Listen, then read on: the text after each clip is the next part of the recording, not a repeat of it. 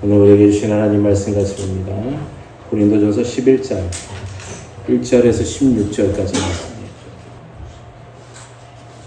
고린도전서 16장 1절에서 11장의 1절에서 16절까지 말씀 우리 한 절씩 같이 교독합니다. 내가 그리스도를 본받는 자가 된 것 같이 너희는 나를 본받는 자가 되라. 너희가 모든 일에 나를 기억하고 또 내가 너희에게 전하여 준 대로 그 유종을 너희가 지킴으로 너희를 칭찬하노라. 그러나 나는 너희가 알기를 원하노니 각 남자의 머리는 그리스도요 여자의 머리는 남자요 그리스도의 머리는 하나님이시라.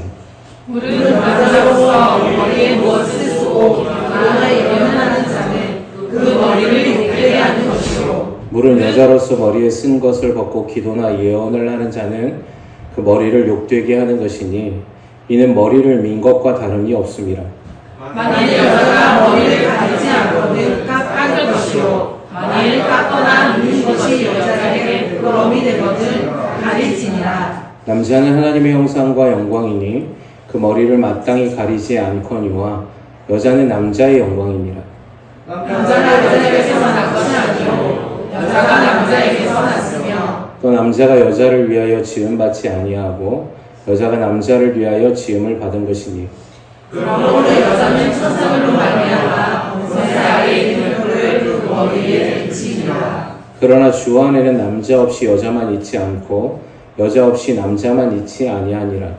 이는 여자가 남자에게서 난 것 같이 남자도 여자로 말미암아 났습니다.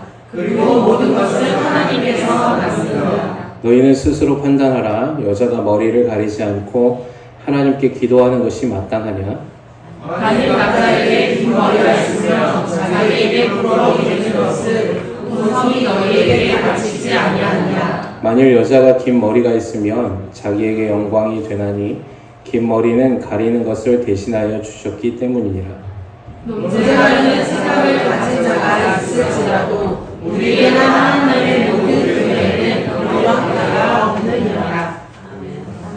아멘. 우리가 고린도 전서 강의 오늘은 11장에 대해서 말씀을 나눕니다. 10장에 대해서 우리가 저번 시간에 우리가 나눴을 때는 우상의 제물을 먹는 문제에 대해서 바울이 얘기했죠. 그래서 우상의 제물을 먹는 것과 그 다음에 만찬, 성찬을 할 때에 대한 간략한 부분들을 얘기했었어요. 자, 오늘은 또 다른 주제를 가지고 바울이 얘기하고 있는데 오늘 이 주제는 고린도 교회 안에 있었던 시대적인 상황을 좀 이해를 해야 우리가 이 말씀을 이해할 수 있습니다. 이 당시에는 헬라적인 문화가 있었고 또 지금으로부터 2000년 전이잖아요. 그러니까 그 당시의 문화에서 여자와 남자에 대한 질서적인 부분들이 있었습니다. 그래서 특별히 여자 교회나 하나님 앞에 예배를 하러 나올 때 여자들은 어떻게 하고 나와야 되냐면 머리에 수건을 쓰고 나와야 했습니다. 주변에 미사 천주교 미사 드릴 때도 그렇게 하죠. 예. 여자들이 흰 수건을 쓰고 미사를 드리는데 바울은 오늘 이 시간에 이 말씀을 전하고 있는데 교회 안에 공적인 예배 가운데 나오는데 여자들이 수건을 쓰고 나오지 않는 일이 일어난 거예요. 그리고 머리를 기르지 않고 머리를 짧게 자르고 나오는 거예요. 그게 무슨 문제가 되나? 요즘 세상 같으면 그죠? 야, 그거 뭐 성차별하나? 막 이렇게 얘기할 수도 있는데 그게 아니라 그 당시 여성에게 예배 자리에서 남자와 함께 예배 드릴 수 있는 것이 굉장한 특권이었습니다. 교회 안에서. 여러분 우리가 잘 알겠지만 성전은 여러분 성전 안에 여인이 들어갈 수 있는 공간이 제한적이었어요. 그러니까 여인의 뜰이라 그래서 성전 안에는 여인들이 더 이상 가까이 들어오지 못하는 경계선이 있었어요. 그래서 그 여인의 뜰이라고 있거든요. 그러니까 거기는 여자들이 여기까지는 들어올 수 있다라고 해서 정해준 장소예요. 진짜 성전 안에는 누구만 들어갑니까? 남자들만 들어가는 것이죠. 그러니까 성전 안에서의 규례와 법도도 그러는데 예배를 드렸던 고린도 교회 안에서 저기 보니까 바울은 지금 뭘 얘기를 하고 있냐면 여자든 남자든 함께 예배를 드리고 있다는 사실을 우리가 볼 수 있는 거예요. 그럼 교회는 여자를 차별하지 않고 남자라 해서 더 존귀하게 여기지는 않는데 교회 안에서의 질서적인 부분은 있다라고 얘기하는 겁니다. 그게 뭐냐면 사회의 그 당시의 사회적 통념상 여자에 대해서 우리가 가지고 있었던 문화적인 특징들이 있었는데요. 특별히 오늘 교회 안에서도 세상 사람들이 바라보고 있었던 여자에 관련된 부분이 교회 안으로 세속적이게 들어와 있게 되었어요. 여러분 오늘 본문에 보면 바울이 뭐에 대해서 얘기를 하냐면 너희가 3절에 보면 너희가 알기를 원하노니 남자의 머리는 그리스도요 여자의 머리는 남자요 그리스도의 머리는 하나님이시라 라고 말하고 있습니다.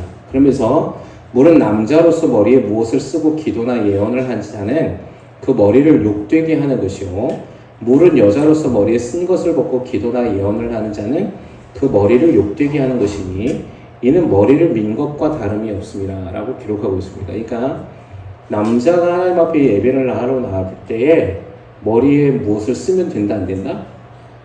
안 되는 거예요. 남자는 아무것도 쓰면 안 되고 여자는 머리에 무엇을 써야 됩니까? 말아야 됩니까? 써야 되는 거죠. 여자는 머리에 쓰지 않으면 안 되는 거예요.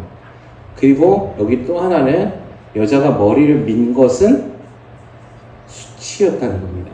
여성으로서. 그리고 또 하나는 뭐냐면 남자도 얘기하는데 남자가 머리를 길게 기르고 다니는 거 있잖아요.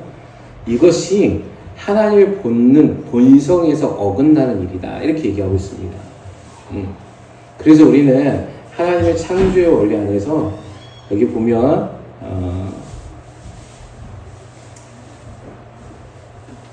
본문에 보면 남자가 머리를 기르는 거 이것은 너희도 아는 바라. 너희가 6절에 보면 만일 여자가 머리를 가리지 않거든 깎을 것이요 만일 깎거나 미는 것이 여자에게 부끄러움이 되거든 가릴지니라. 남자는 하나님의 형상과 영광이니 그 머리를 마땅히 가리지 않거니와 그 여자는 남자의 영광이라.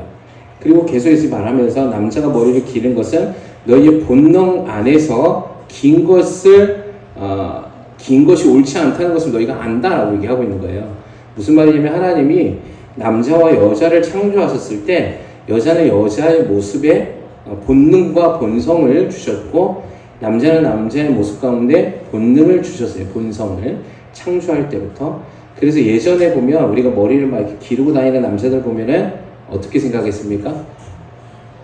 여자도 아니고 막 이렇게 하면서 많이 어른들이 머리를 왜 저렇게 기르고 다니냐 막 혼내기도 했고 예전에 1970년대에는 우리나라에서 남자들이 장발하면 어떻게 했습니까? 예, 법이 단속해갖고 머리를 막 잘랐죠. 남자의 품행에 어긋나는 행동이다 이렇게 해서 왜 그게 남자의 품행에 어긋나는 행동입니까? 이 성경은 그것이 하나님의 창조의 본능이기 때문이다. 남자다움이 돼 있다 이러고 얘기하는 거죠. 자, 교회 안에서 고린도 교회 안에서 이 머리에 대한 문제는요 실상은 질서에 관한 문제입니다. 여기 머리에 수건을 쓴다는 개념은 순종의 개념이 있어요. 그래서 여성은 남성에게 순종하고 복종하라라는 하나님의 말씀 가운데 있는데 이것은 하나님의 그 말씀을 바울이 오늘 고린도전서 11장을 통해서 왜 그러한지를 얘기하고 있어요. 자, 그 얘기를 뭐라고 얘기하냐면 7절에 보니까 남자는 하나님의 형상과 영광이니 그 머리를 마땅히 가리지 않거니와 여자는 남자의 영광이기 때문이다 라고 얘기하고 있고 남자가 여자에게서 난 것이 아니라 여자가 남자에서 났기 때문이다 라고 얘기하고 있습니다. 여러분 우리가 창세기에 보면 하나님께서 하나님의 형상대로 누구를 지으셨습니까? 사람을 지으셨죠. 근데 그 존귀의 면류관을 지은 사람은 남자였습니다. 할렐루야. 그렇기 때문에 남자의 머리는 하나님의 형상이요 하나님의 존귀의 영광이에요. 이게 하나님의 영광을 사람이 만들어 놓은 수건이나 무엇으로 가릴 수 없어야 된다라고 얘기하고 있는 겁니다. 왜냐하면 그것이 하나님의 형상대로 존귀와 영광 가운데서 남자를 창조하셨기 때문이다 라고 얘기하고 있어요. 여자는 어떻게 창조되어졌죠? 우리가 잘 알고 있듯이 아담의 갈빗대를 취해서 만들었습니다. 그래서 성경에 오늘 바울은 뭐라고 얘기하냐면 남자가 여자에게서 낳은 것이 아니라 여자가 남자에게서 낳기 때문에 하나님의 형상과 영광은 남자의 머리에 있지만 여자의 영광은 어디에 있다고 얘기합니까? 남자에게 있다라고 얘기하는 거예요. 뭐 성적 차별하나 막 이렇게 얘기하는데 그 의미가 아닙니다. 교회 안의 질서에 대해서 얘기하고 있는 거예요. 자, 또 하나 뭐라고 얘기하냐면 그러므로 여자는 천사들로 말미암아 권세 아래에 있는 표를 그 머리 위에 두라 이렇게 얘기해 있어요.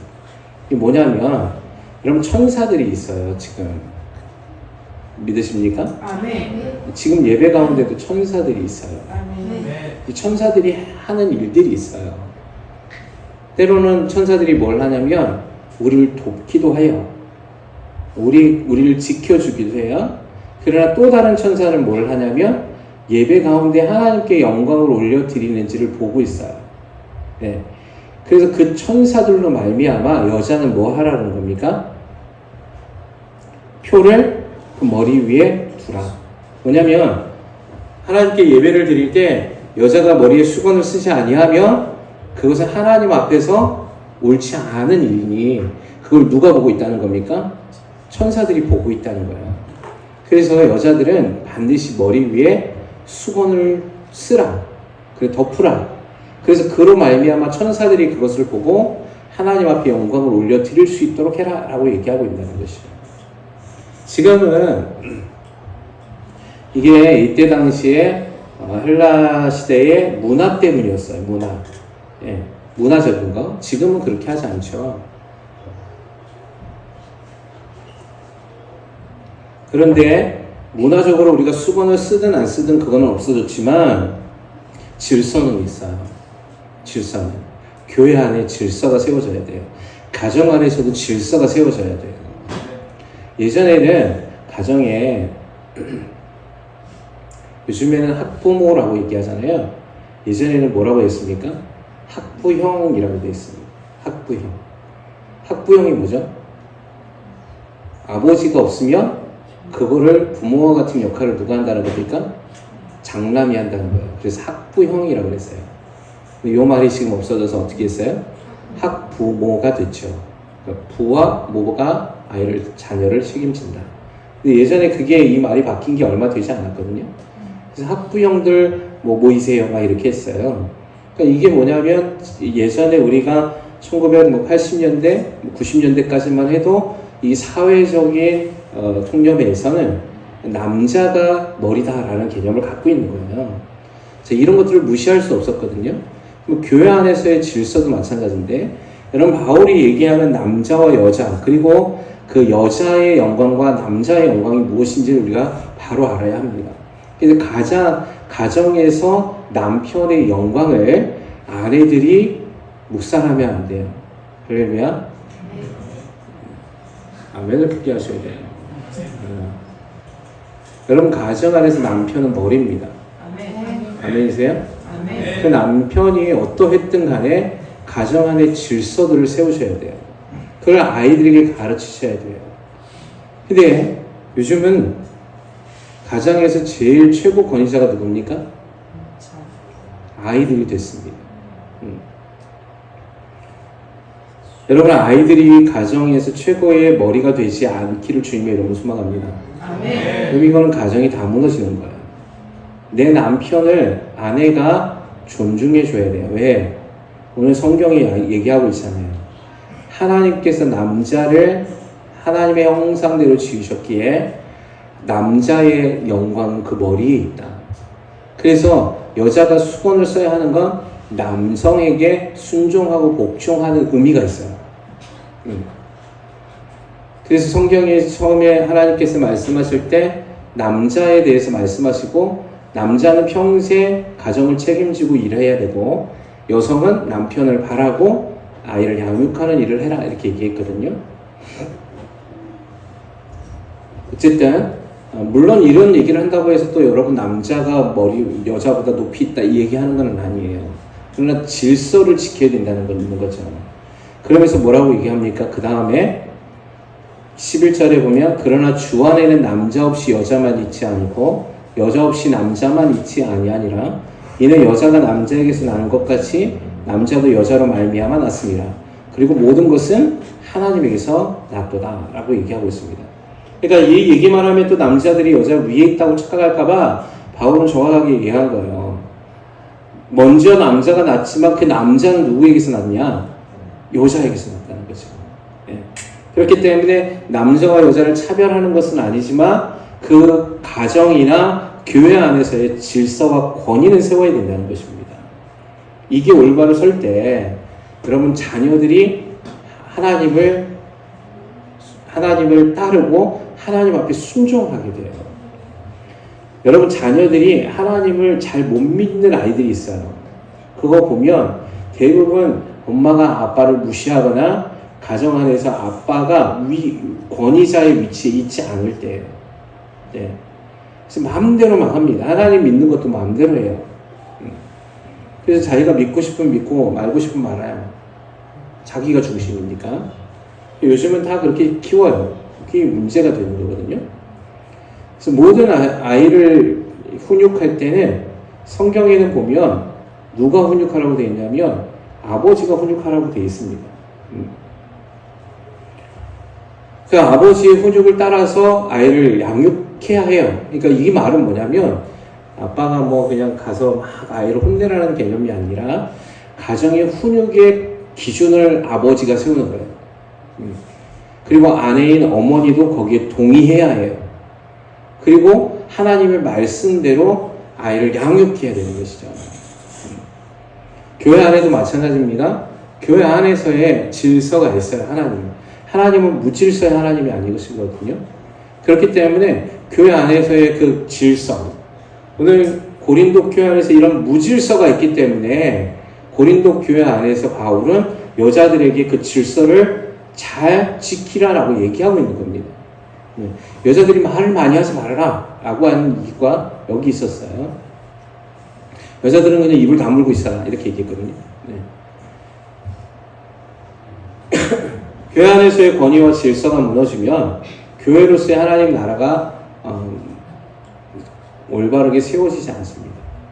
권위자 안에 순종해야 하는 이유가 거기 있어요. 여러분의 리더들에게 순종해야 하는 이유가 거기 있습니다.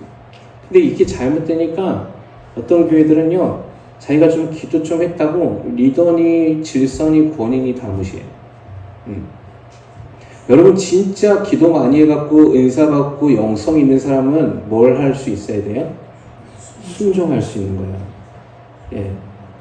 순종이 안 되는 영성을 가지고 있다고 자랑하는 사람은 다 거짓말합니다. 예. 그래서 성경에 보면 뭐라고 얘기하면 거짓 선지자라고 얘기하고 있는 거예요. 그런 사람들이 꽤 많이 있습니다. 자기들이 기도를 많이 해도 여러분 권위 앞에서 하나님이 질서를 세우신 대로 하나님은 말씀해 주길 원해요. 자, 교회의 질서에 여러분이 아무리 많은 것을 기도하고 많은 것을 안다 해도 여러분 리더 위에서 여러분이 행할 수 없습니다. 리더들도 마찬가지입니다. 여러분이 아무리 기도를 3시간, 4시간 하더라도 여러분이 담임 목사와 사모님 위에서 무엇인가를 할 수 있는 능력이 주어지지 않습니다. 그러니까 교회를 세운 하나님의 뜻은 담임 목사를 통해서 흘러가요. 그리고 이 기름 부음은 리더들에게 흘러가요. 그리고 그 리더들을 통하여서 세원들에게 흘러가게 되어 있는 거예요. 이게 질서예요. 간혹 가다가 이걸 항명하고 거역하는 사람들이 있어요. 자기가 경험해본 바로 자기가 믿음 생활했던 걸로 자기가 음성을 들었고 훈련받은 것이 있다라고 교만하게 반항하는 사람들이 있어요. 네. 여러분 어떠한 상황 가운데 있더라도 여러분 질서 안에서 행하기를 주님의 이름으로 소망합니다. 아멘. 질서를 굉장히 중요하게 여기셔야 돼요. 왜냐하면 하나님은 질서를 만드셨기 때문에 그래요. 여러분, 온 우주 만물의 천체가 하나님의 질서 안에서 움직여가기 때문에 문제가 없는 거예요. 여러분, 지금 우리가 이렇게 살아갈 수 있는 지구가 공전하고 자전하잖아요. 달도 공전하고 자전을 한다고요. 태양계에 있는 모든 행성들이 그렇게 움직여가잖아요. 부딪힌 적이 없어요. 예. 왜 그렇습니까? 하나님의 질서 안에서 움직이기 때문에 그래요. 과학자들이 지구가 기울어졌잖아요. 이 기울기가 1도만 더 기울어도 사람이 살 수 없다 해요. 예. 과학자들이 얘기할 때 지구의 산소 양이 0.1%만 줄어도 사람이 살 수 없다고 얘기해요. 나는 지금 인간이 괴롭히니까 나는 저쪽으로 좀 가고 싶어. 말을 안 듣고 움직이면 모든 인류는 멸망해요. 그러니까 우리가 생각할 때, 야, 내가 이 일을 이렇게 하는 것쯤이야 라고 생각하지 않아야 된다는 것이죠. 하나님의 질서를 내 생각으로 어기면 반드시 결과는 엄청나게 일어나요. 지금 당시, 여러분, 여기 군대 갔다 오신 분 계시겠지만, 포병 출신들은 알 거예요. 포병은, 대포는 어떻게 쏘니까? 산 뒤에서 쏘거든요. 그래서 안 보여요. 그 적 진지가. 예전에 우리 연평도 사건 아시죠? 연평도 때 우리 K9 자주포를 쐈죠. 북한이 보여야 안 보이잖아요. 그죠? 근데 그거를 어떻게 맞추냐면 좌표라는 걸 입력합니다. 예. 그래서 인공위성이든 아니면 적 진지의 좌표들이 있어요. 그래서 보이진 않지만 그 좌표대로 입력을 해놓고 포를 쏘는 거예요.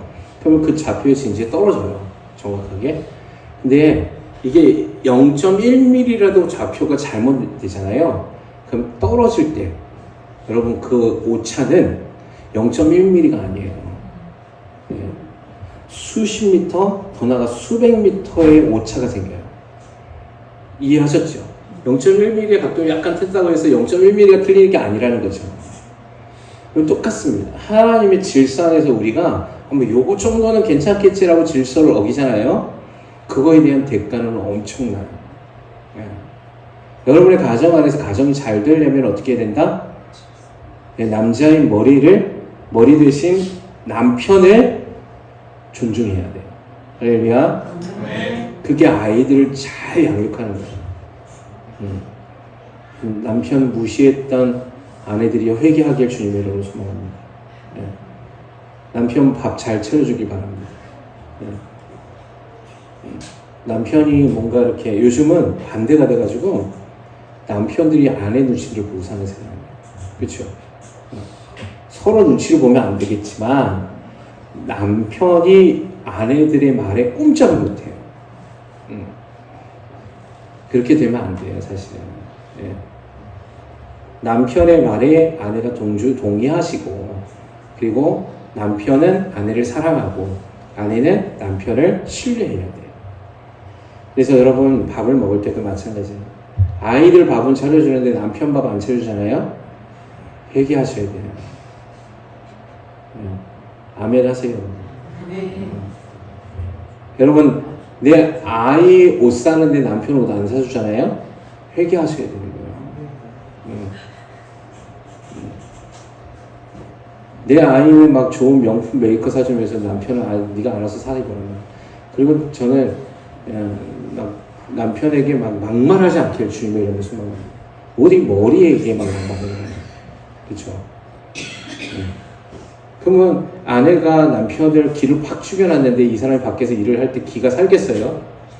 기가 팍 죽어서 살겠지. 그게 신뢰해줘야 돼. 그러니까 내 남편 잘한다고 칭찬해주고 당신을 존중해주고 밥을 먹을 때도 아이들이 먼저 숟가락 뜨지 않게 하십시오. 아버지가 먼저 숟가락을 들면 자녀들이 먹게 하세요. 요즘 애들은 그거 없기 때문에 어른에 대한 공경이나 예도 다 무너졌죠. 그래서 뭐 맛있는 거 있으면 먼저 손이 나간다. 예. 이런 것들이 다 예의나 효에 대한 문제가 사라진 거예요. 제가 어렸을 때만 해도 그것들이 됐잖아요. 여러분 때도. 집안에 할아버지나 어른들이 있으면 축조를 안 들었잖아요. 밥을 먹을 때도 어떻게 했습니까? 소리에 내지 않고 먹었잖아요. 그게 예의라는 걸 배웠잖아요. 요즘은 그게 없어요. 너무 그게 또 강하게 이렇게 막 아이들을 통제하면 안 되겠지만, 통제와 질서의 그 기준을 잘 세우셔야 돼요. 예. 교회 안에서도 마찬가지입니다. 목사님, 사모님 안에서 하나님 주시는 그 권위 아래 순종하시고, 여러분의 셀 리더들에게 순종하시기 바랍니다. 그리고 더 나아가, 하나님이 세우신 하나님의 영광 안에서 우리가 영광을 바라보길 소망합니다. 다른 게 없어요. 이 모든 것을 창조하신 하나님 우리가 예배하는 거거든요.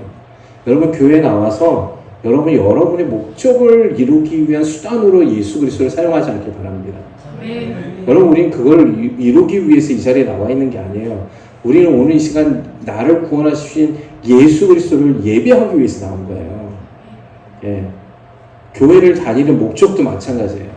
내가 하나님을 예배하는 것이 목적이어야지 내가 교회를 나와서 복받기 위해서 나온다? 아니요, 그건 잘못된 거예요. 다 회개해야 돼요. 그건 그 문제 이후에 하나님이 알아서 해줄 문제예요. 하나님이 복을 주실 거라는 믿음으로 우리가 나가는 것이죠. 하나님의 말씀을 지키면 이 복을 너에게 주겠다 해주신 약속을 믿는 것이, 하나님 앞에 우리는 조건부로 얘기합니다. 하나님 복 주시면 믿어드릴게. 믿지 마세요. 안 믿어도 돼요. 우리는 그렇게 하나님하고 기브 앤 테이크 하는 존재들이 아니에요. 딜을 하는 사람들이 아니라고요. 하나님이 나를 구원하고 나를 창조하신 나의 아버지이시기 때문에 하나님 앞에 당연하게 예배하는 거예요. 당연하게 하나님 앞에 영광을 올려드리는 삶을 사는 거예요. 하나님이 이걸 해주기 때문에 그거에 대한 조건으로 하나님 예배하는 게 아니라는 사실이에요. 아멘이십니까? 그래서 여러분, 그게 질서예요. 그렇게 할 때, 여러분, 그래서 믿음은 뭐냐면, 먼저 우리가 한 걸음을 뗄 때 하나님의 역사를 보게 되는 겁니다. 우리 반대로 기도해요. 하나님, 이걸 먼저 보여주시면 내가 움직이겠습니다. 그러면 누가 잘못된 거죠? 우리가 잘못된 거죠. 하나님이 먼저 말씀하셔요. 너가 믿음으로 한 걸음을 떼라. 그러면 내가 기적을 행하리라.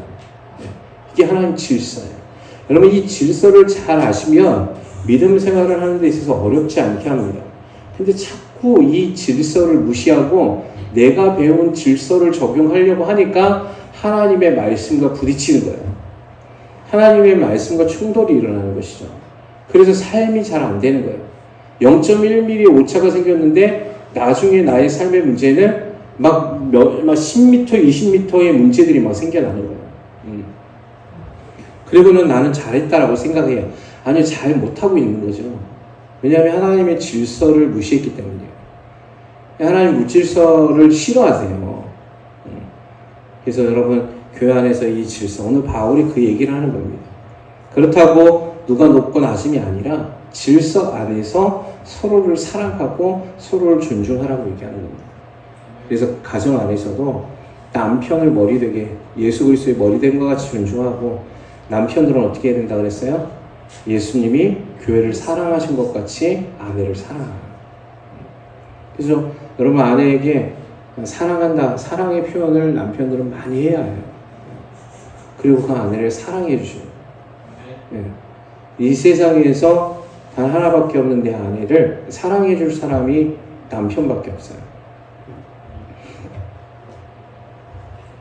자, 그래서 또 하나 뭐라고 얘기하냐면 14절에 보면, 만일 남자에게 긴 머리가 있으면 자기에게 부끄러움이 되는 것을 본성이 너희에게 가르치지 아니하냐.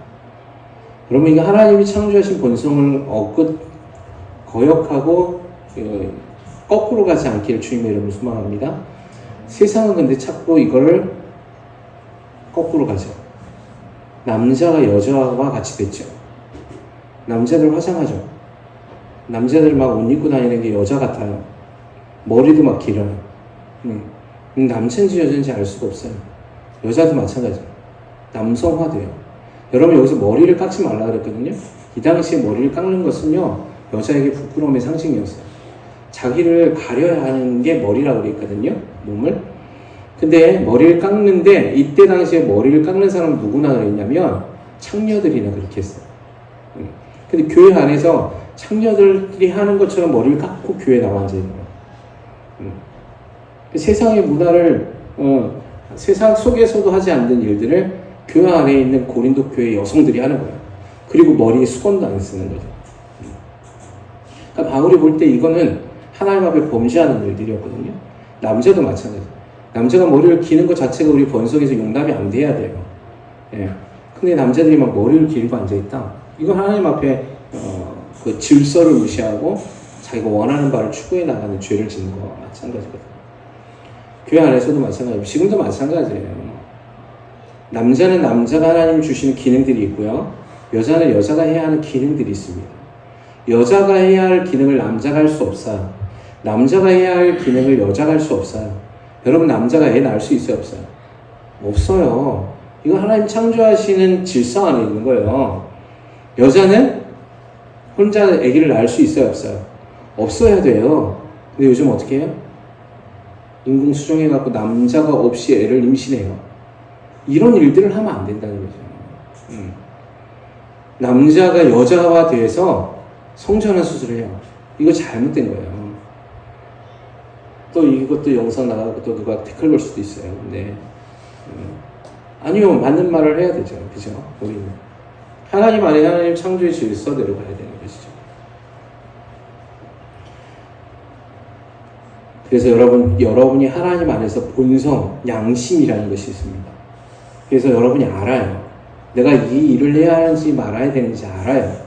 내가 오늘 이것을 말을 할 때 하나님이 기뻐하시지 않는 말인지 안다고요. 그러면 하지 마셔야 돼요. 근데 우리 안에서 시기와 질투와 분노가 앞서서 하나님의 양심에 화인 맞은 자들이 있더라 얘기하고 있어요. 하나님이 주시는 선한 양심을 불태워버려요. 그래서 본능에 이끌려서 악한 것을 선택하는 사람들이 많아졌어요. 양심이 없어요, 이제. 하나님 창조해주신 선한 양심이 사라지는 시대. 그래서 뭔가 죄를 지어놓고도 죄성에 대한 찔림이 없어요. 오히려 그걸 시원하다고 생각해요. 누군가 나에게 대해서 한마디 하면 참지 않습니다. 예전에는 어떻게 했습니까? 양심이 살아가지고 내 주변에 있는 이웃들에 대해서 선을 행하기도 하고 배려하기도 하고 섬기기도 하는데 요즘은 어때요? 교회 안에서조차도 마찬가지예요. 교회 안에서도 우리 양심들이 마비가 돼가지고 내 안에서 내 어떤 바운디를 딱 정해놓고 거기를 들어오지 못하게 합니다. 교회 안에서도. 양심의 기능이 상실되어져 있는 거죠. 여러분 하나님의 참 양심은요 서로 사랑하는 거예요. 할렐루야. 여러분이 성도 안에서 사랑하지 못한다면 내 양심의 기능이 문제가 생긴 거예요. 성도 안에서의 문제들을 성도끼리 풀어야 하는데 성도 안에서 다툼이 일어나고 내 양심의 기능에서 섬김과 배려과 희생과 헌신이 사라졌다면 우리 안에 양심의 기능이 마비되고 있는 거예요. 죽자고 덤벼들어요. 그러면 어떻게 될까요? 죽겠죠. 살자고 우리가 소리쳐야 되는데 살기보다는 죽자고만 얘기하는 거예요. 그게 다 뭡니까? 하나님의 질서를 왜곡시킨 거예요. 그래서 여러분 안에서 여러분의 이 본성들, 그럼 하나님 주신 참 양심들을 지켜내셔야 합니다. 그것을 통해서 우리가 하나님의 뜻을 알아요. 말씀을 다 몰라도 내 안에 있는 양심의 기능이 회복되면 하나님의 질서가 무엇인지 알 수 있다는 것이죠. 그래서 여러분 이 시간 이 말씀을 꼭 기억하셔서 교회 안에서 하나님의 교회의 질서를 세워나가시고 여러분의 가정에도 질서를 세워나가시고 제발 소망하기를 집에 가서 이 말씀을 듣고 예전에 행하던 모습 그대로 살아가지 않길 소망합니다. 아멘. 변화되어야지. 지금까지 내가 내 가정 안에서 아내를, 내 가정에서 남편을 존중하고 사랑하지 못했다면 오늘 말씀을 들었잖아요. 그럼 그게 하나님 뜻이구나. 우리가 알았잖아요.